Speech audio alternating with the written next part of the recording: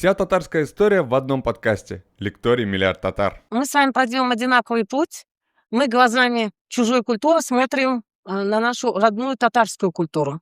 То есть мне пришлось полностью себя разобрать для того, чтобы понять родную культуру. Я выпускница русской школы, мечтала стать учителем русского языка и стала литературы, но на лекции по татарской литературе тогда ректор наш Розалий Юсупов сказал о том, что все выпускники пединститута должны знать два государственных языка, что мы стремимся к полилингвальной среде, поэтому нам давали музыкальное образование, мировую художественную культуру, и в то же время на русский факультет, на 4-й курс пришел преподаватель, который мягким языком стал рассказывать про татарскую литературу. И вдруг я тогда поняла, как раз это случилось на занятии по Габдулле Тукая, что люди анализируют, а я текст взяла на татарском, это не то, это была конфликтной зоной, триггерной, да, для того, чтобы себе задать вопрос, кто я. Оказалось, что я могу анализировать произведения мировой литературы, русской литературы, но свое не защитить, не понять я не в силах. То есть смысл я понимаю, но защитить не могу. Поэтому я передумала поступать в аспирантуру по Достоевскому, а должна была быть у Азбукина в Казанском университете. То есть, казалось бы, золотая ложка во рту. Повезло, из пединститута меня на гору отправили. Я решила изучить татарскую литературу. В то время представление в аспирантуре было очень такое простое, что это очередной этап обучения. Сдал зачет, что-то там защитил, и таким образом получил второе высшее образование. 2 года отработав школу, я в школе вернулась, защитила диссертацию по Хади Такташу, и тогда я для себя открыла, что первый год я смотрю, мне кажется, все это повторение, что это вот из русской, из зарубежной литературы было, но наткнувшись на исследования литературоведов о том, что Такташ — это Маяковский и в то же время Есенин, я понимала, как учитель русского языка и литературы, значит, что-то Такташ третье. Значит, я это третье должна понять и уметь. И поэтому вот мой муж мне помог, программу как бы Буби принес, я изучила ту татарскую литературу, тот курс восточной литературы, который прошел в Джадидском мектепе, как бы, и медресе, Хади Такташ, и другими глазами стала смотреть на свою родную культуру. Поэтому я всегда говорю, сними очки, то есть я имею в виду русские, зарубежные, да, и попробуй посмотреть глазами тюркской, восточной культуры. Как я попала к Исамбету? То же самое триггерная точка случилась. Вышел роман, где Исамбета обозвали вором. Я, как учитель, решила задать себе вопрос, кто же он? Все-таки ученый-энциклопедист или плагиатчик и т.д. и т.п. И таким образом, так как наши писатели любят риторические высказывания, большие такие широкие жесты, но с доказательством всегда слабовато, я сказала, хорошо, я найду эти доказательства. И таким образом я попала в пещеру Абу-Синых. Святая святых, 40 лет в этот кабинет никого не пускали, но вот меня пустили. Для этого нужно было сдать экзамен Юдус и Самбет, самому требовательному как бы дочери. Я попала. И вот там я обнаружила татарские мифы, рассыпанные где-то что-то в машинописи, в рукописи. И я поняла, что если я восстановлю эту книгу, то я восстановлю лакуны с середины 19 века до 50-х годов, потому что дальше экспедиции 60-х годов зафиксировали. Но прежде чем, я должна вас все-таки познакомить с личностью человека, который это собирал. Его никто не просил. Он это сделал по зову души, именно вдохновил на этот подвиг, его сподвигнул Каюм Насыри. Его объяснять вам эту фигуру не надо.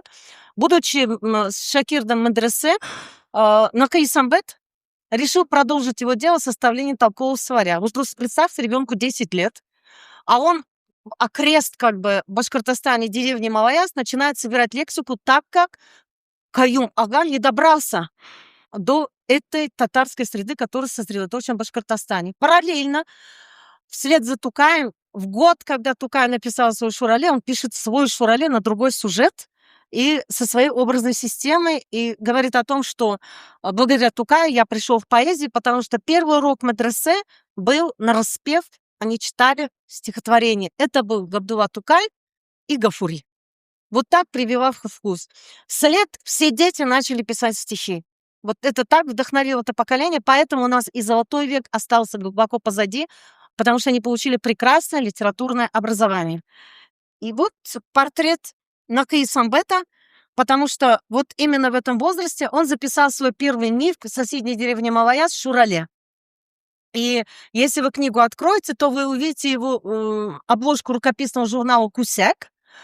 где он рисует также крыла, вместо крыла, естественно, хронотоп у нас вместо диканьки, то есть вам более это понятно, да, пространство своей родной деревни, и записывает так, как один бабай ему рассказал. Потом этот текст превращается в стихотворение, и здесь тоже он делает тот же шаг, который сделал Габдулла Тукай, простой разговорный язык до статуса литературного доводит, избавляя от арабизмов, фарсизмов. Таким образом как бы формируется литература нового времени.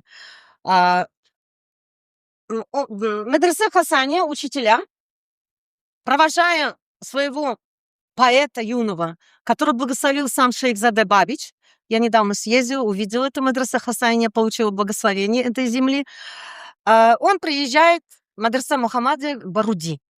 Отец мечтает из него сделать религиозного деятеля. Однако учителя предупреждают, он не будет простым мулой. Помни, это будет ученый, такого юридического даже толка, который будет новые знания религиозные, разбирать законы. Это будет ученый не меньшего размаха, чем Шигабудин Марджани. Вот так провожает ребенка, как бы получается, к нам в Казань. Но Нахи Самбет, как любой подросток, мечтает о другом. Он хочет стать поэтом. Итак, вот перед вами Нахи Самбет в белой рубашке, мечтающий стать поэтом. Они вместе с Борнашем перевернули Казань, выпускали также рукописные журналы. И он уже уезжает из медресе Мухаммадия, получая гонорар за создание поэм. Будучи в Хасане, случился такой случай. Я, говорит, на лугу скачу на палке, изображая, что я на лошади, и вдруг появляются молодые учителя из Троицка. Они приехали искать Нахи Самбет, это автора детских стихов, с просьбой заказать ему детскую поэзию, которая только формируется по кличу Тукая. Не было детской литературы татарской, это были общерелигиозные тексты. И они с удивлением видят, что это мальчик 10-11 лет. И они ему как бы заказывают эти стихотворения, и он реально состоялся как 10 уже тогда. Первый гонорар он получил за то, что прочитал Шурале на женской половине. Как бы вот такое интересное. Теперь, когда он закончил медресе Мухаммадия экстерном, он уезжает себе в Башкортостан и начинает собирать фольклор. Ведет дневник. И вот этот дневник стал опорным положением для того, чтобы обнаружить, что Исамбет был у нас не на не региональной орбите фольклористики, а уже сразу же скакнул на союзную. Потому что в дневнике была странная такая запись. Он решил поискать исполнителей эпоса, исполнителей фольклорной традиции, эпической. И пишет в дневнике, что в Башкортостане она тоже сошла на нет. Цивилизация достигает, и он как бы переезжает из одной деревни в другую. Единственное, он только нашел людей, которые на Кура ему исполнили за раз 50 песен. И за исполнение 50 песен Исамбет заплатил 500 рублей. И вот здесь мой критический ум щелкнул. Я подумала, откуда деньги? Ведь зарплата его учителя 4-й школы, который подарил нам целую плеяду татарской интеллигенции в Уфе, 49 рублей. 80 копеек. Я видела эти квитки. Как же он только за одно исполнение 500 рублей отдал? И после этого я стала копать и узнала о том, что Исамбет был отобран как специалист братьями Соколовыми. Они были как бы близнецами. Они занимались профессиональным фольклором. В 20-м умудрились съездить за границу на стажировки, то есть всю Европу объездили, и получили заказ найти всех сказителей, которые в хорошей физической форме и могут на полгода быть вывезены в Европу для того, чтобы их записали и по их эпическим кодам восстановили утраченные в Европе эпические памятники.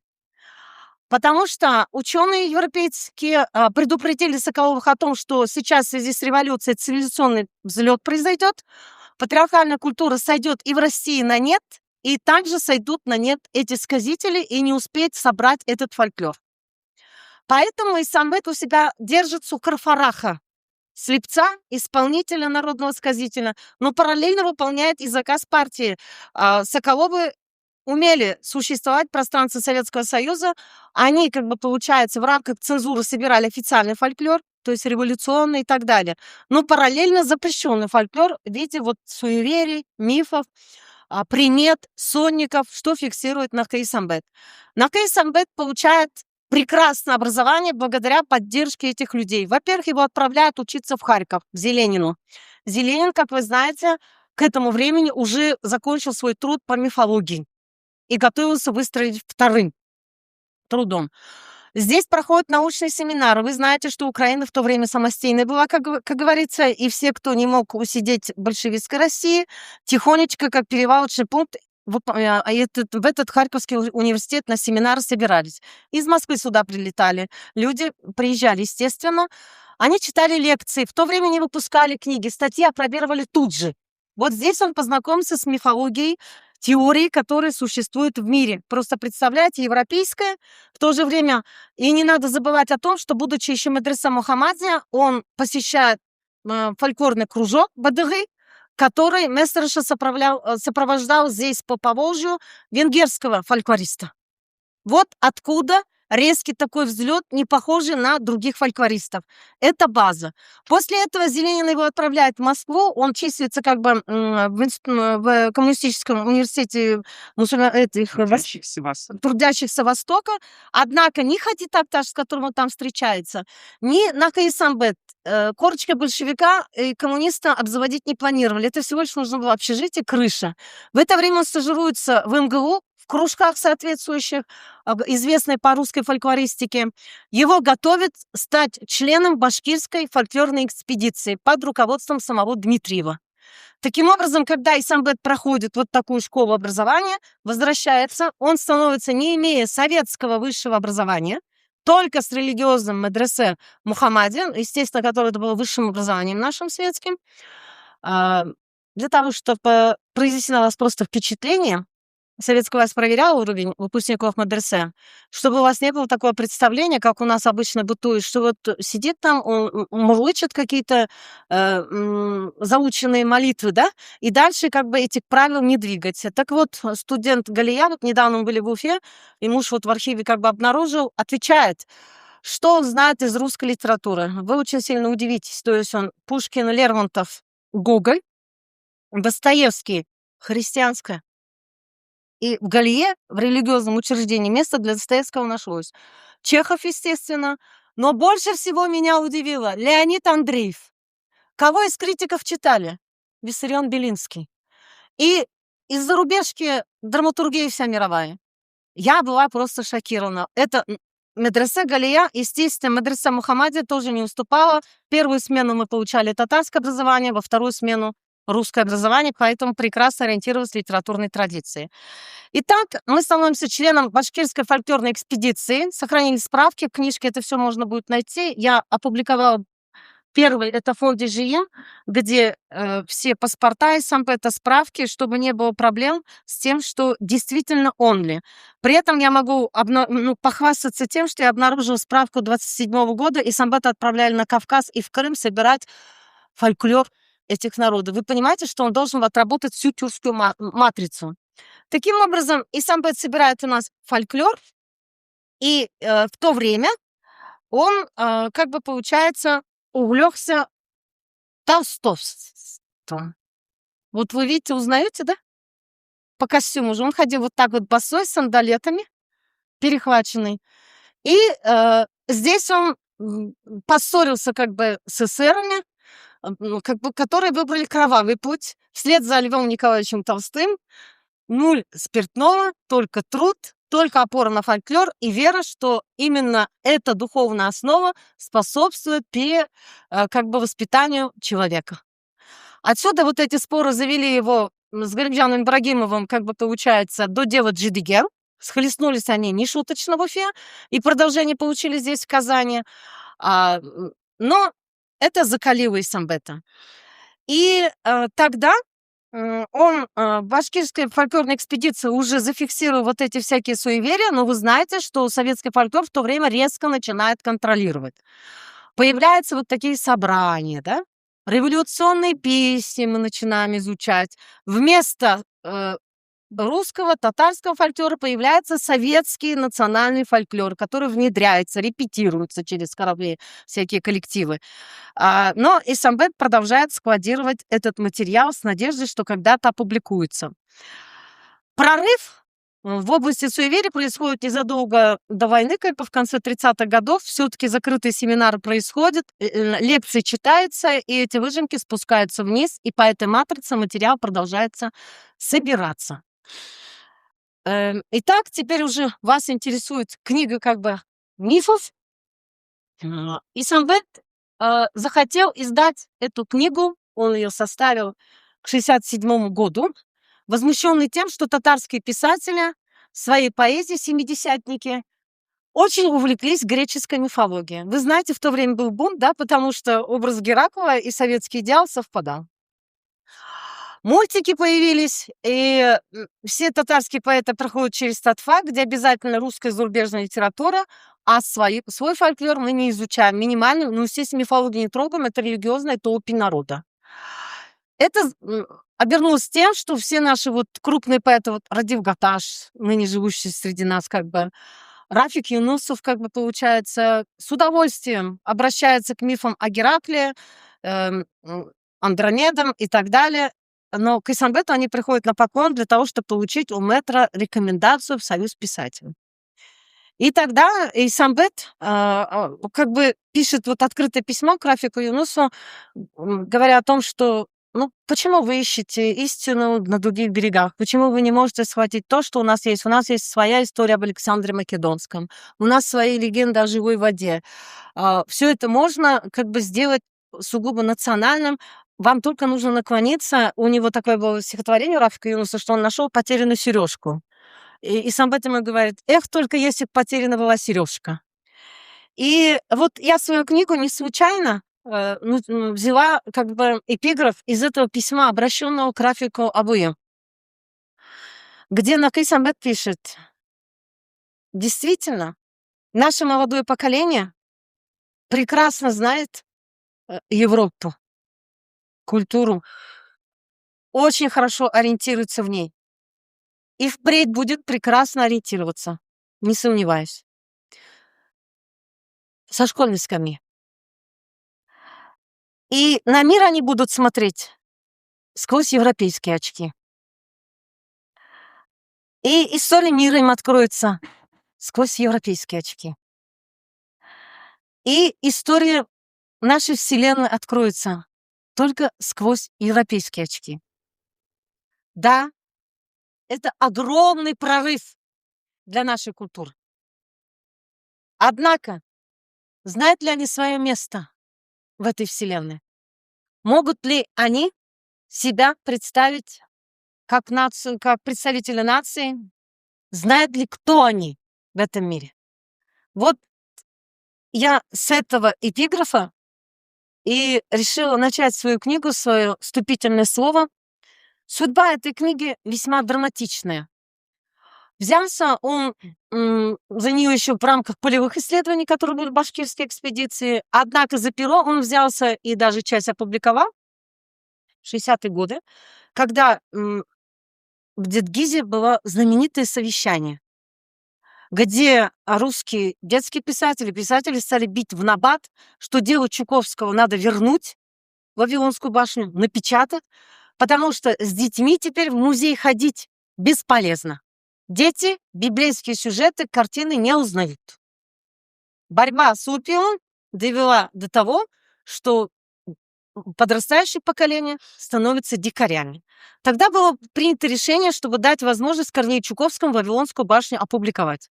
И Исамбет, естественно, в курсе. В это время, в 1958 году, в татарском книжном издательстве на татарском языке, как бы в переводе Арсланова, знаменитого нашего переводчика, выходит греческая мифология. И Исамбет хочет выстрелить татарской мифологией. Однако вы знаете, что Корнею Чуковскому через полгода кислород перекрыли, и книжка была не издана, в гранках застряла. Не смог он издать это после Октябрьской революции, и вот теперь. И вот только когда я была студенткой, мы штурмовали политкнигу недалеко вот отсюда, чтобы купить эту Вавилонскую башню на весь поток. Нас было 120 человек. Вы просто не представляете, какие презентации Татьяна Санна Геллер проводила в пединституте, как мы зачитывались этой Вавилонской башней, потому что совершенно перевернулся мир. Мы знали греческую мифологию, да, но несмотря на то, что мы изучали древнерусскую литературу, да, вот это все прошло мимо нас. И эта книжка в розовой обложке до сих пор хранится у меня дома. И Самбет тоже решил выстрелить. Он пошел хитрым путем. Он решил сделать это как бы вступительное слово, как будто ему написали из Ташкента и задали вопрос. Ну, неужели вслед за Тукаем никого нет, чтобы кто-то описал про Шурале, Юху, шайтана, чертей? Ведь это так занятно по вечерам слушать эти страшилки. Пишет Бабай. И Исамбет в ответ ему пишет письмо, где излагает степень изученности. За что я уважаю Исамбета?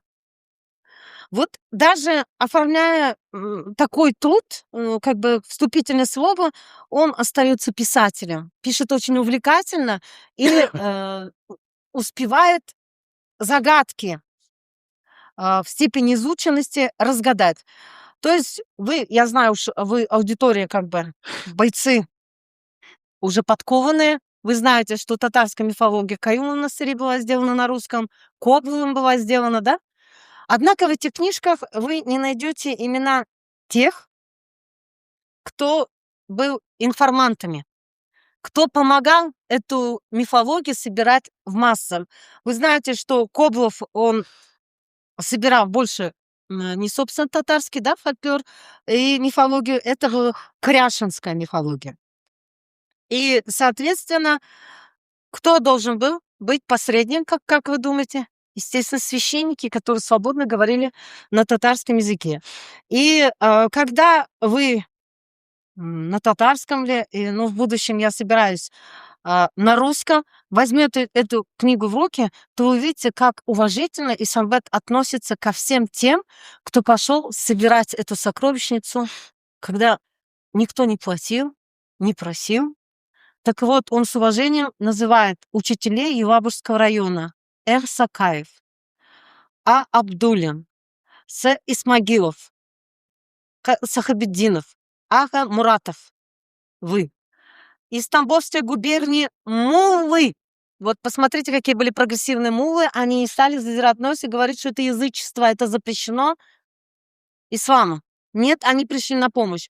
Это образованные муллы. Ф.М. Мухиддинов, Карим и Харис Маликова.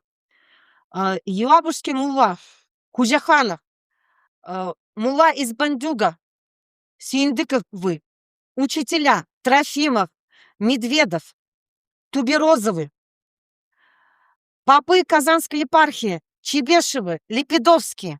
Это очень известные люди в христианском мире. Однако в книге Кобловых их не оказалось. Остались только мифы. Вот так Исамбет уважительно относится ко всем тем, кто нашел время собрать то достояние.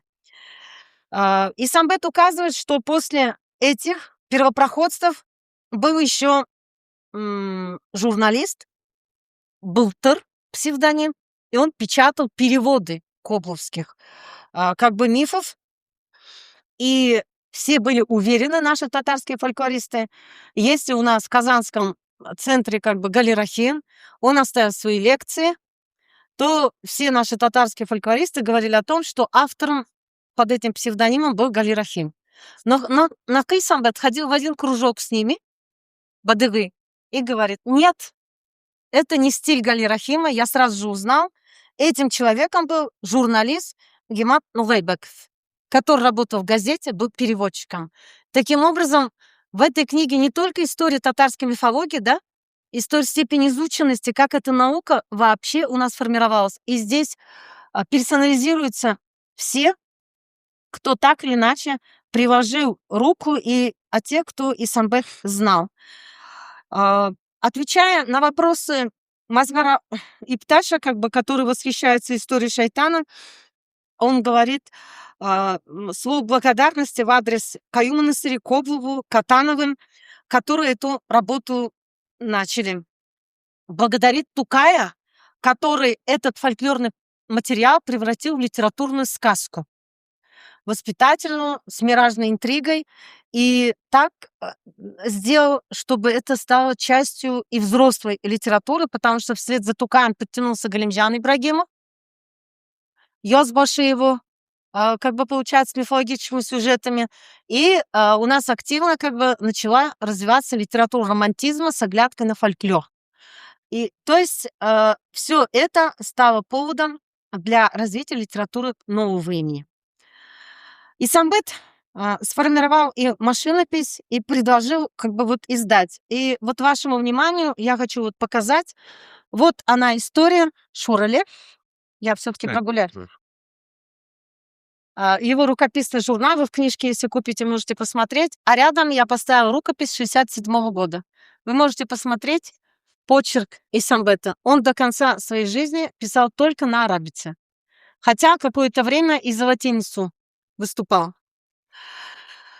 Обложка вот его литературного журнала. И для того, чтобы еще молодежи, как бы, получается, настроение поднять, когда он учился в Мадресе Мухаммаде, естественно, учителя за ним следили.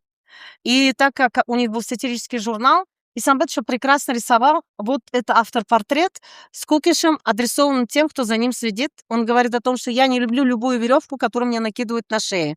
Не надо меня унижать и ходить по пятам. Я знаю, что я делаю. Несмотря как бы на эстетику, как бы такую с кукишем, я все-таки решила опубликовать, чтобы вы пересмотрели свои отношения к среде Мадресе Мухаммадия. Что там не все было все с квадратом. И теперь наступает 90-е годы, период Кашпировского. Ну, мы просто сейчас опять повторяем этот период. Надежда возникает это опубликовать, но в 92 году Исамбет уходит из жизни, и рукопись остается так и не собранной. Однако он предпринял попытку. Если вы обратитесь в библиотеку, то увидите вот в таком же вот оформлении трехтомник Макаллят, татарские пословицы. Так и вот он, когда в 60-х годах ему не дали опубликовать, он взял ключевые тексты по Шурале, комментарии к пословицам мелким-мелким шрифтом загнал. И целую главу о всякой нечисти сделал через пословицы. В третьем, то есть он хитро сделал. При этом наши татарские фольклористы, видимо, терпения не хватило до конца посмотреть, прошелестели мимо этих листов. Я говорю, ну как же вы целую главу-то пропустили? Там все понятно, все объяснено. То есть Исамбет был очень умным. Он эту цензуру обходил вниманием. Многие сведения по татарской мифологии он загнал в детскую литературу, и куда цензура не заглядывает, в подвал комментариев. Отсюда тоже можно Мурау-Батыр, например, почерпнуть.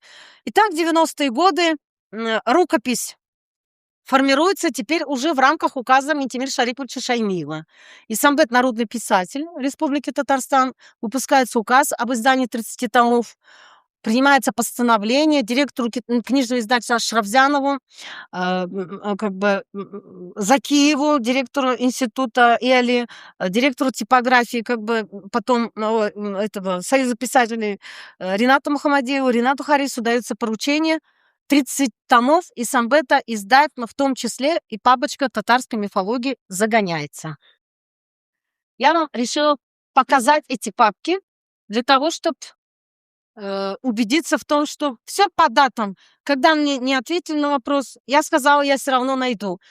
Я думаю, что среди вас есть поклонники таланта Юлдус Миннулиной, нашей поэтессы креативной.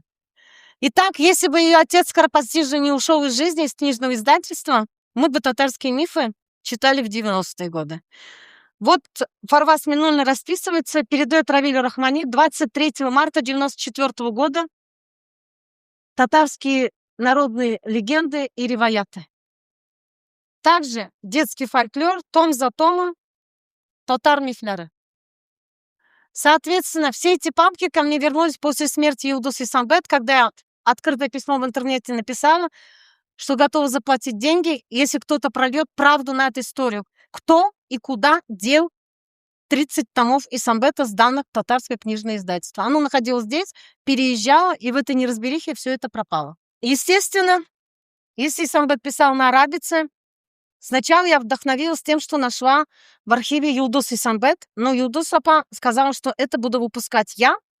Это мой долг, авторские права Исамбета защитить. Я поздравляю вас сегодня. Сегодня день книги, день защиты авторских прав в этой области. У нас такой праздник. И Юлдуз апа хотела как бы через суд защитить авторские права, потому что она знала, в чьи книги утекли материалы полевых исследований Исамбета. Но, к сожалению, не дожила. Я взяла сначала эту машинопись и решила издать то, что попало в книжное издательство. Но, копаясь вместе с мужем в пещере Абу-Люсины, я обнаружила залежи того, что цензура в 60-е годы не пропустила. То есть религиозную нашу мифологию, которая проникла к нам с ислама. Языческую нашу мифологию, которую исламская мифология отодвинула на задний план. И я поняла, что если я сейчас то, что цензурой буду публиковать, только чтобы для того, чтобы быстро так вот пальму первенства, да, быстренько издательский такой интерес восполнить и так далее, что я потом буду горько жалеть. Поэтому я потратила 5 лет работы над архивными рукописями. То есть я создавала критические тексты. Вы должны понять. Естественно, если ученые обратятся к этому тексту, они скажут, где теория? Нет. Я вам в первой части дарю хрестоматию, которую подготовил Исамбет для молодежи. Для того, чтобы они создали вот теперь татарскую литературу модернистской эпохи, как бы, которая вот прервалась в связи с Октябрьской революцией. Она написана обычным, простым языком. Он говорит, я здесь не должен научные истины излагать, потому что мы можем опоздать, потерять это поколение. Поэтому первая часть представляет из собой хрестоматию. Затем в книге особый блок составляют суеверия татарского народа, приметы, гадания. Русским читателям я обещаю даже колдовские молитвы опубликовать. Просто татарское книжное издательство очень сильно испугалось, что кто-то воспользуется примером, пойдет потрошить крота и лечить болезни этой шкуры, потому что был ковид, и можно было к стенке эту шкуру якобы прибить и таким образом спасти себя от этой напасти. И они сказали, все-таки давайте осторожно. Я сказала, хорошо, оставим. Но так как русский читатель, в принципе, знаком с русскими суевериями, в 90-е годы все опубликовано, я думаю, что мы этот вопрос решим, потому что это тоже магия слова, это тоже наша мифология. Я сохранила классификацию на Исамбета, то есть вторая часть — это татар харафатвара суеверия, мир магии гаданий, естественно, примет, суеверий в нашем быту. Следующая часть — это народная медицина. Я решила опубликовать словарь болезней, потому что сейчас все любят родословные свои восстанавливать. Работают с архивом, и в этих справках не могут узнать болезнь, она потому что по-татарски обозначена. Поэтому я часто отвечаю архивистам, открыв словарь Исамбета, вот эта болезнь вот так по-татарски раньше ну, как бы сказать, записывалась, и так как бы расшифровываю причину гибели. Сначала я готовила книгу по оглавлению, которую подготовила Юлдуз Исамбет. Она музыковед. Естественно, с европейскими очками на переносице. Но уже готовя книгу, я поняла, что этот путь неправильный. Чувствую, но материала не хватало.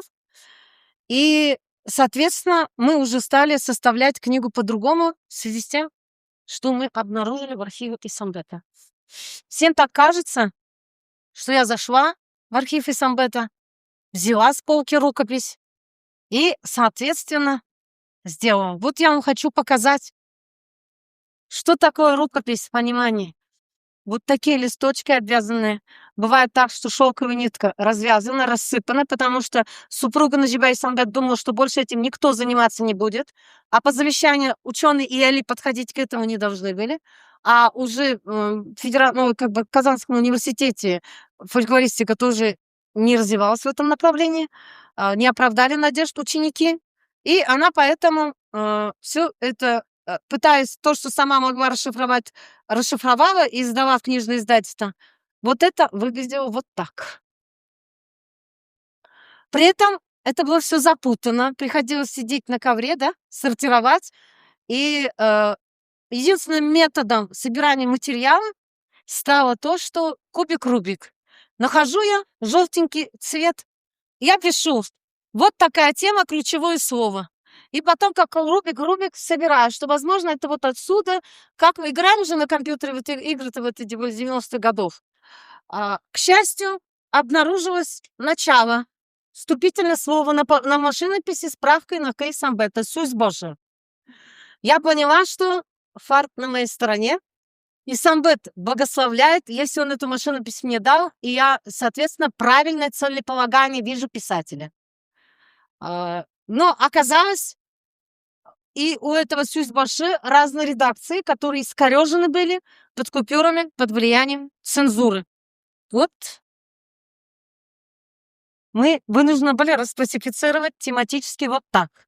Чтобы не забыть, так как мы все-таки обременены знанием только русской православной мифологии и европейской, да, сразу же расшифровку вот так вот хаотично на кириллице я печатала, чтобы потом, собравшись с фольклористами, подумать, правильно ли я склеила.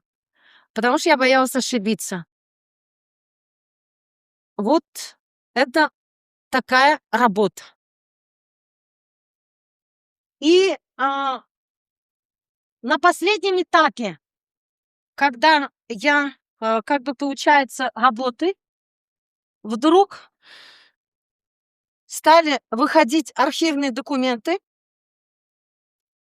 и целый блок религиозная мифология, и я поняла, что мне нужно садиться и откатываться назад, а я уже перевела на русский язык и прошла экспертизу не у кого-нибудь, а у Левы Фазлыевой. Потому что они спешили издать на русском. Я вынуждена была сказать правительству: нет, я останавливаю работу, возвращаюсь, потому что еще кусок нашелся. Итак, я рада вас познакомить с оглавлением книги «Татарская мифология» 35-37 год. Вот так, на основе уже результатов работы фольклорной экспедиции. Получилась следующая загадка. Татарские фольклористы постоянно мне повторяли фразу: учись укриничной, учись укриничной. Я закончила русскую филологию, я училась по книгам Владимира Проппа. Думаю, ладно, я доберусь до криничной, какой-то новый автор 90-х годов, почитаю. Однако, посмотрев годы ее жизни, удивилась тому, что ее структура совпадает со структурой 30-х годов и Самбета. Но ее, извините, даже в качестве сперматозоидов не существовало на тот момент. Она родилась позже, 1937 года. Соответственно, я заявила татарским фольклористам: ребята, вы не там ищете. За криничкой должен стоять кто-то, кто дал методику эту на Самбету. Таких случайных совпадений, чтобы русская мифология выстрелила в 90-х годах с той же структурой, и ужас татарской мифологии обогнал, быть не может. Я понимаю, что все спускалось из Москвы через краеведческие съезды. Это методика. Я зацепилась за то, что Криничная посвящает свою книгу Владимиру Проппу. Но, однако, увы, книжка Проппа вышла в 40-х годах, а я имею тетрадь, которая написана в 35-37 годах. Не сходилось. Только на последнем этапе удалось обнаружить, что Зеленин после того, как с Харькова переехал в Петербург, где институт Веселовского переименовал в Сравнительное, он пригласил на работу Владимира Проппа. И Владимир Пропп первую свою книжку по мифологическим основам русской сказки на немецком языке сделал и отдал Зеленину на рецензирование, а тот спустил вниз в переводы. Вот вам секрет этого оглавления. Естественно, я переделала свою книгу под это оглавление, потому что это Владимир Пропп, который видит структуру, и это уже проверено, понимаете, опробировано в мире. Книжку пришлось рассыпать в 3-й раз. Для того, чтобы вам показать еще одно чудо, которое постоянно суеверное случалось.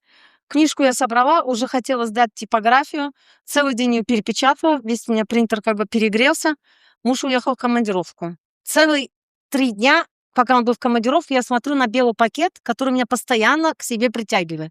Но говорю: Миляуша, ты же не знаешь арабицы, ты же после русской филологии старославянский только знаешь. Успокойся, от того, что ты сейчас рассыпешь, будешь долго собирать. Я рассыпала в час ночи, встав, решив, что это неспроста. И вдруг выходит конверт, и здесь письмо на кириллице. И я могу вам похвастаться, что благодаря таким открытиям мы компенсируем те лакуны, которые остались даже за Шигабуддином Марджани и Резой Фахриддина. Шакы Яхья Тариляры. Это как бы Тари Хазрета Яхья, которые плели веревки из песка. Это из заказания. Итак, коллега Исамбета, некто Салахуддинов, я говорю, вот это сила телевидения.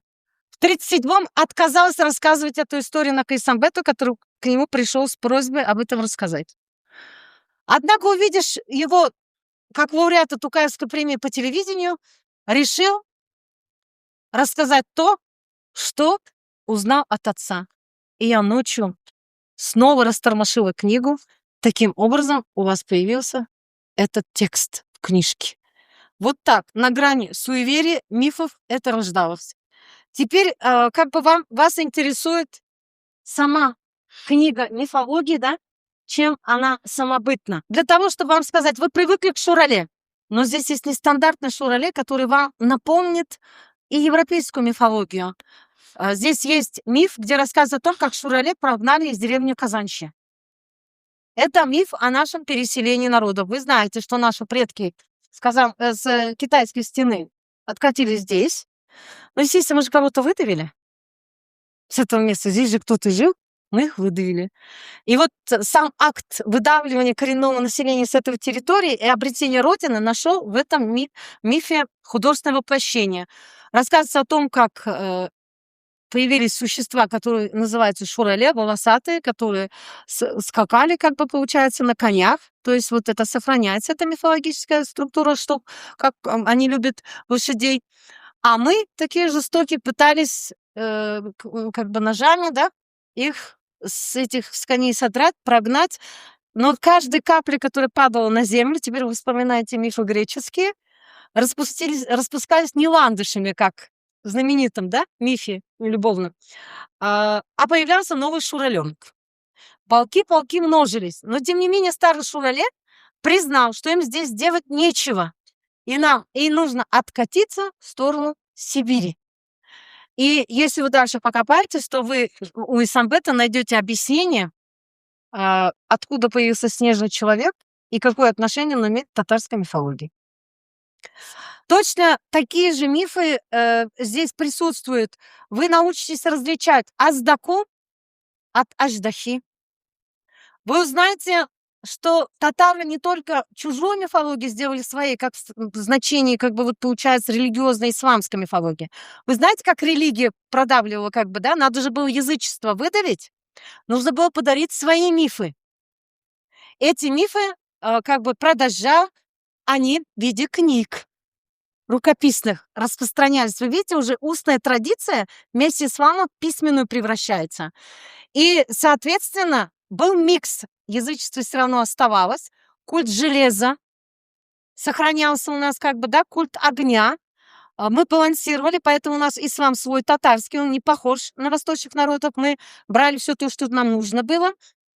И, соответственно, как бы получается, вот эта исламская мифология постепенно выдавила языческую. И потом дала старт для формирования, собственно, и татарской мифологии. И вы столкнетесь с тем, что, например, в воде одновременно существуют мифологические существа, которые о существовании друг друга не знают, потому что они принадлежат вот этим разным пластам. В чем уникальность этой книги? Конечно, в этом году появилось море книг по мифологии. И Исамбет дает свою мифологию в срезе мировой мифологии. И вы узнаете, какое отношение татарская мифология имеет к американским вампирам. Да? Как миф отсюда, с Поволжья, прошел через всю Европу, оказался в Америке и вернулся к нам. Весь этот генезис Исамбет объясняет доказательно через изучение языковых пластов, мифологических верований, обрядов. Чем я дополнила книгу? Здесь не только татарские мифы. Для того, чтобы вы поняли, что миф это не в воздухе, только какая-то история, сказка, которая объясняет происхождение мира, взаимоотношения, культ воды, как бы культ земли. Я дополнила пословицами, чтобы вы видели, как миф существует в устной речи. То есть ведь есть образованная часть населения, есть необразованная часть населения, но в речи они это используют. Помимо прочего, из детской во фольклора я вытащила загадки, где все-таки остались мифологические существа. Исамбет первый детский фольклор издал в 1941 году и должен был Сталинскую премию, кстати, получить за издание собрания загадок и фольклора. Отсюда загадки аудио в ручном режиме и тоже сюда воткнул для того, чтобы читатель, да, мог смотреть, как этот миф эволюционирует в мире, потому что это живая речь. Помимо прочего, как бы получается, все эти вот суеверия, они не просто существуют сами по себе. У Исамбета они даются с комментариями, как они связаны с мифологическими воззрениями. И вы увидите, ну как вам сказать, вы нырнете в нашу Атлантиду, которая скрылась глубоко в океане. Но силой вашей фантазии, силой вашей духовной культуры, потому что чтение — это труд, вы можете эту Атлантиду на своих плечах, как алыпы-великаны, кстати, есть там миф и о алыпах-великанах, которые встречаются у нас в более поздней литературе, поднять и сделать достоянием сегодняшней культуры. Исамбет очень надеялся, что появятся мультики, кино. Вот недавно мне написал письмо директор Набережно-Челнинского театра.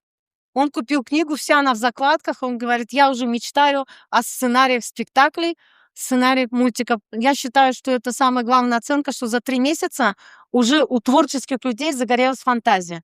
Я вам очень рекомендую прочитать текст «Шайтана», вот этого Саттар-Абы. Почему? Потому что считалось, что вот эта литературная традиция религиозная, когда вот трагедия сынов земли Хади Такташа, я думаю, что скоро появится на сцене этот спектакль, но ставили наши университетские студенты, где вот эта религиозная мифология внутри литературы. Как будто бы она в 30-е годы в связи с соцреализмом перестала существовать. Оказывается, нет. Она осталась жить в лагерях, и модернистские тексты, да, у нас бытовали. То есть у нас считается, что вот в 20-х годах сломилась эта традиция, и она только в 60-х годах выклюнулась. Нет, люди в лагерях сочиняли это считалось антисоветские анекдоты. И этот текст настолько уникален, что даже оказался в силах удивить Фанзилю Завгарову, которая экспедициями объехала всю Россию. Она так хохотала и говорит, ну надо же, как эта традиция сохранялась даже в лагере, людей на 25 лет сослали, а они продолжали творить, и Исамбету удалось это записать. Это же было страшно, представляете? Люди вернулись из лагерей, это вообще, как бы он успел это сделать в 44-46 году. Это огромный массивный текст. И если вы этот текст прочитаете, то вы точно не будете путать нашего татарского шайтана с арабским шайтаном и русским чёрт. Вы увидите татарское лицо, портретная характеристика, удивительное как бы поведение, гримасы, удивительная логика. То есть вот психологос, да, это в любом случае национальное влияние вы здесь вот почувствуете. И вы сможете отследить, кстати, характер того или иного народа, живущего здесь, на территории Татарстана. Вот если вы меня спросите, кто из жителей Татарстана самый жестокий к алкоголикам? Я выяснила опытным путем, изучая это суеверие, больше всего алкоголиков не любили в Менделеевском районе. Вот уж они издевались над этим алкоголиком, предлагали следующее средство. Налить стакан воды, ровно в 12 ночи растрясти этого алкоголика, закинуть туда цветочки орешника, попутно прополоскать жабу и дать выпить. Самые добрые к алкоголикам люди живут в заказании. Их способ лечения алкоголизма был самый правильный. Разбудить алкоголика ровно без 15-12, отвести самому красивому орешнику, найти самые красивые соцветия, сорвать аккуратно попросить открыть ротик и проглотить, как цветок сирени. И считалось, что он выздоровел от этой болезни. То есть здесь очень масса юмора. И Самбет говорит, изучайте нашу татарскую мифологию, и Шурале — это наш бренд, который не повторяется ни у кого. Да, это половинник, но такого, как Шурале, никто из народов не придумал, потому что он хохотун. Найдите еще такого героя, который убивает смехом. У какого народа есть такой герой? А наш Шурале убивает смехом. Он любит лошадей, так же, как наши батыры любят кататься. Не агрессивен, добр. Не случайно Тукай называет его овцой. Но, тем не менее, он обладает силой проклятия, силой духа, то есть навести порядок. Если случится нечаянно его обидеть, нам запрещено их бить, уничтожать огнем, насилие проявлять в отношении их. Тогда он проклянет, и в вашей деревне никогда не появится новый дом, ваш муж никогда не будет успешным, через поколение это проклятие будет действовать. Поэтому не трогайте Шурале, любуйтесь ими и не пугайтесь.